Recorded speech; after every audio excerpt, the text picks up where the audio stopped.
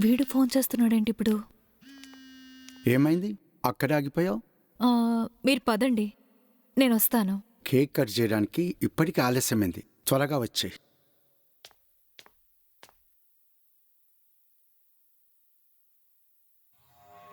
Hello, చెప్పండి. సినిమాకి వెళ్దామని ఫోన్ చేశాను, వస్తావా? ఏం మాట్లాడుతున్నారు మీరు? నేను కరెక్ట్గానే మాట్లాడుతున్నాను. నువ్వు బర్త్డే పార్టీకి రాకూడదు. ఏం మాట్లాడుతున్నారు మీరు? నేను రాకపోతే ఎలా? నువ్వు వచ్చి ఇక్కడ ఫంక్షన్లో పడిచేదేం లేదు. అందరు పార్టీలో ఉన్నారు. ఆ డాక్యుమెంట్స్ ఎక్కడున్నా వెతుకో. ఫంక్షన్ మధ్యాహ్నం నుంచి నేను వచ్చేస్తాను, ఓకే? వీడి టార్చర్ ఎక్కువైపోయింది. ఇల్లంతా వెతికాను, ఎక్కడా దొరకలేదు. సీక్రెట్ గా దాచుంటాడు. ఇంతమంది జనం తిరుగుతున్నారు. మనిద్దరిని ఈ టైంలో ఇక్కడ ఎవరైనా చూస్తే ఇంకేమైనా ఉందా? చూడకపోతే ఓకేనా? ఏమండి, మీరేంటి ఇక్కడ? పోనీ నేను పార్టీలో ఉంటాను, మీరు కానిచ్చేయండి. అయ్యో భగవంతుడా! ఏమండి ఏమండి ఏమండి, నేను చెప్పేది వినండి. ఏమండి,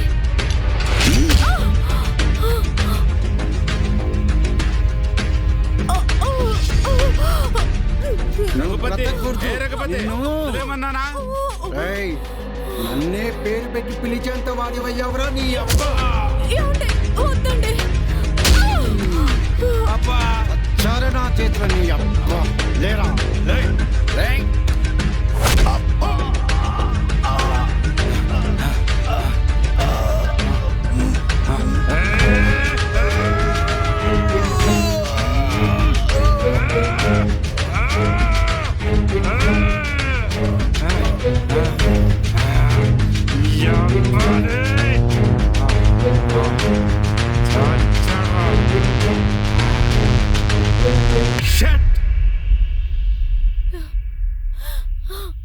ఒకలాడి వస్తుంది.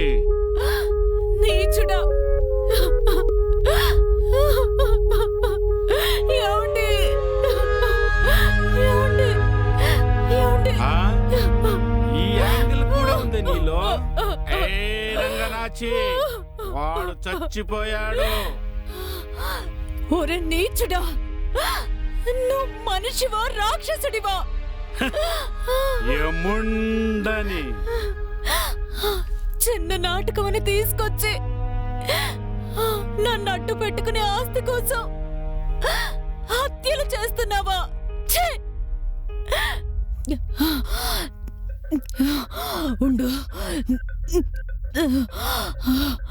నేను ఇప్పుడే ఇలా అందరితో చెప్పేస్తా.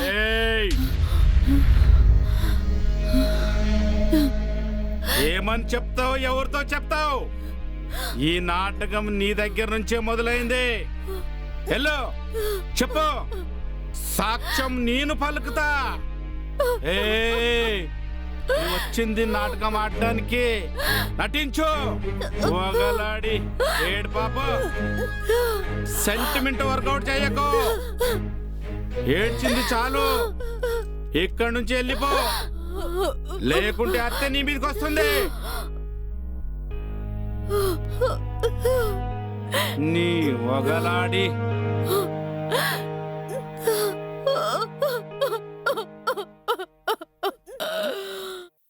ఇలా హత్యలు జరుగుతుంటే నా భర్త నగేష్తో ఇక్కడి నుంచి దూరంగా వెళ్ళిపోదామని చెప్పాను.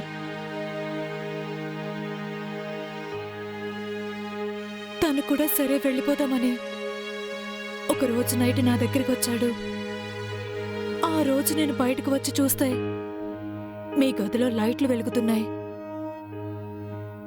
నేను మీ దగ్గరికి వచ్చి తిరిగి బయటికి వస్తూ వస్తూ మీ గది తలుపుల దగ్గరికి వేసొచ్చాను. ఆ తరువాత వెళ్దాం పదండి. రూమ్లో ఎవరున్నారు? చిట్టుబాబు. ఇంకా పడుకోలేదా? వీళ్ళమ్మ చూసుకుంటూ కూర్చున్నాడు. రండి వెళ్దాం. ఆగు. ఇంటి పత్రాలా? వాటి కోసమే కదనే ఇన్నాళ్ళు మనం ఎదురు చూస్తున్నాం. మనం ఎక్కడికి వెళ్ళట్లేదు, ఇక్కడే సెటిల్ అవుతున్నాం. వద్దండి, దురాశతో వాళ్ళని చంపితే వచ్చే ఆస్తిని మనం అనుభవిస్తే పాపమండి. మనం వెళ్ళిపోదాం రండి. ఆగు! ఈ ఆస్తి కోసమే కదే నా మనసుని చంపుకొని నీ శీలాన్ని తాకట్టు పెట్టాను. ఆస్తి చేతికొచ్చే మూమెంట్లో వెళ్ళిపోదామంటావా?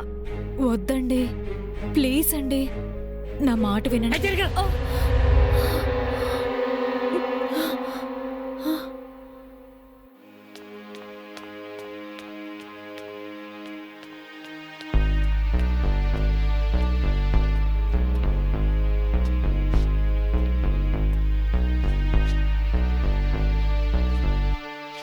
Hello doctor. హలో నగేష్, ఎలా వచ్చారు? నువ్వు ఫోన్ చేసావుగా.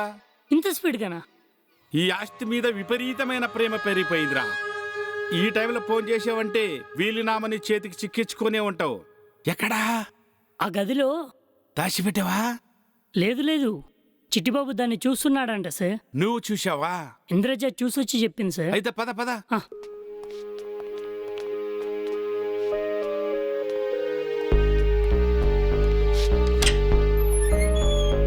ఆ, ఏడీడు?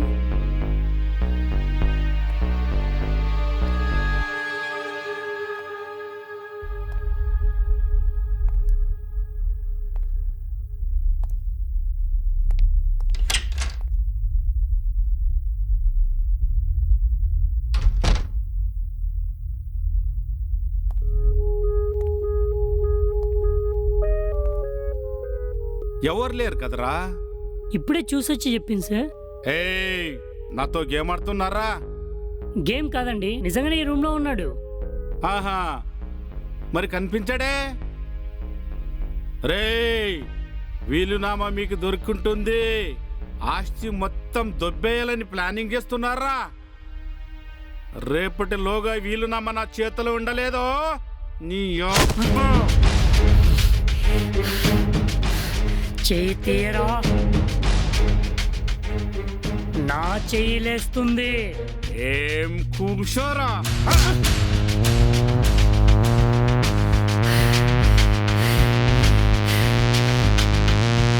అబ్బా, దెబ్బకు దెబ్బ. అబ్బ గుర్తొచ్చాడా? ఇంకొద్ది క్షణాల్లో ఈ ఆస్తికి నువ్వు నేను సమానమే. కొత్త కథ స్టార్ట్ చే. ఆ రోజు రాత్రి నగేష్ని చంపేశాడు. మరుసటి రోజు నుండి ఫోన్లో వీలునామా ఎక్కడుందో తీసుకొచ్చి నాకిస్తావా, లేదంటే పల్లవిని చంపేస్తానని బెదిరిస్తున్నాడు. పల్లవిని కాపాడుకోవడం కోసమే మీ దగ్గర కామాంధ్రాల్లా నటించి వీలునామా తీసుకోవాలనుకున్నాను.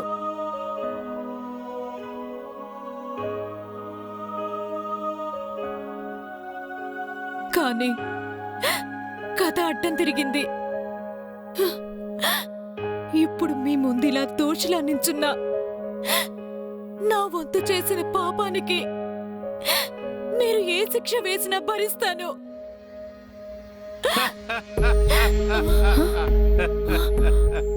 శభాష్, ఎంతో ప్లాన్ చేసి కథను నీతో నడిపిస్తుంటే మధ్యలో ఈడు ఎంటర్ అయ్యి స్క్రీన్ ప్లే మొత్తం మార్చేశాడు. కథ అడ్డదారిలో వెళ్తుంటే ప్లాన్ చేసి మార్చేసా. ఇప్పుడు బాగుంది. కానీ నాకు నచ్చలేదు. నా కథలో అందరినీ పిట్టల్ని కాల్చినట్లు కాల్ చేద్దామని రాసుకున్నా. విశ్వాసం లేని కుక్క, నిన్ను ఈ ఇంట్లో ఒక మెంబర్ గా చూసాం, కానీ నువ్వు మాతోనే ఉంటూ మా వెనకాల గోతలు తవ్వావు. ఛీ! ఏంటి చేతుల గన్నున్న చంప చల్లు అనిపించావు. ఒక్క నొక్కు నొక్క చచ్చి ఊరుకుంటావు. నొక్కనా?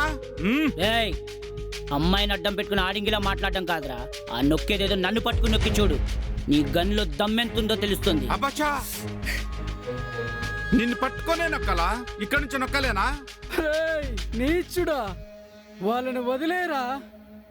వదిలేస్తా. సిటీ సెంటర్ లో ఉన్న నీ ఆస్తి నా పేరు మీద రాసిస్తే ఆలోచించి వదిలేస్తా. సంతకం పెట్టు. చిట్టుబాబు, సార్,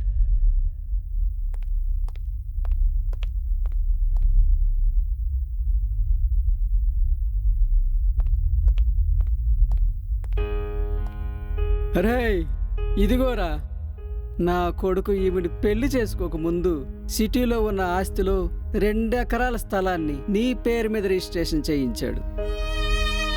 నా కొడుకు నా దగ్గరకు వచ్చి, నాన్న నీకు తెలియకుండా సిటీలో 2 ఎకరాల స్థలాన్ని ఉరుకుందప్ప పేరు మీద రిజిస్ట్రేషన్ చేయించాను, హాస్పిటల్ కూడా కట్టిద్దామని చెప్పాడు.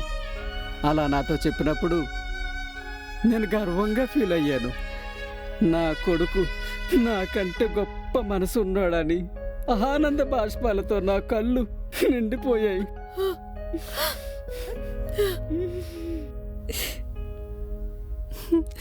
మంచి రోజు చూసి ఈ పత్రాలు నీకు ఇద్దామనుకున్నాను, కానీ ఆ మరుసటి నాడే ఈవిడి గారిని పెళ్లి చేసుకొని వచ్చాడు.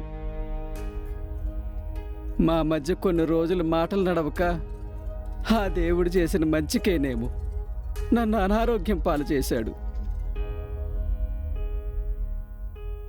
ఇప్పుడు నీ నిజస్వరూపం బయటపడింది.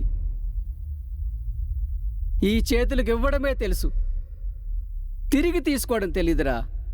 థూ నీ బ్రతుకు చెడా. అయ్యా, మనసు ఉన్నోళ్ళు ఎందుకు గొప్పవాళ్ళు అవుతారంటే నిజంగా ఇప్పుడు నా కళ్ళతో చూస్తున్నా. రఘుపతి గారు నా గురించి ఆలోచించారా? నేను ఎంత నీచుణ్ణి, నా చేతులతో ఆ దేవుణ్ణి నన్ను చంపేయండి అయ్యా, నన్ను చంపేయండి. మీ చేతిలో సత్యగాని నాకు తృప్తి ఉండదు. ఆ పాపం నాకెందుకు? అయ్యా తప్పు చేశాను, నన్ను చంపేయండి అయ్యా, నన్ను చంపేయండి. Thank you. మీకు చేసిన అన్యాయానికి మీరు కరెక్ట్ డిసిషన్ తీసుకున్నారు. క్షమించు. మావయ్య గారు, పల్లవి,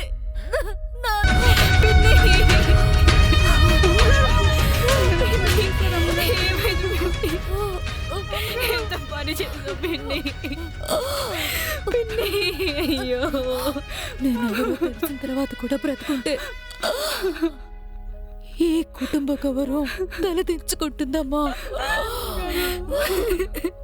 అమ్మా,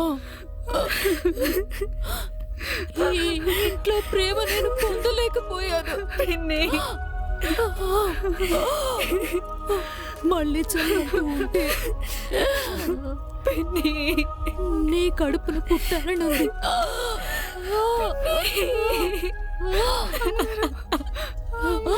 నిన్ను అమ్మా అని పిలవాలనుంది.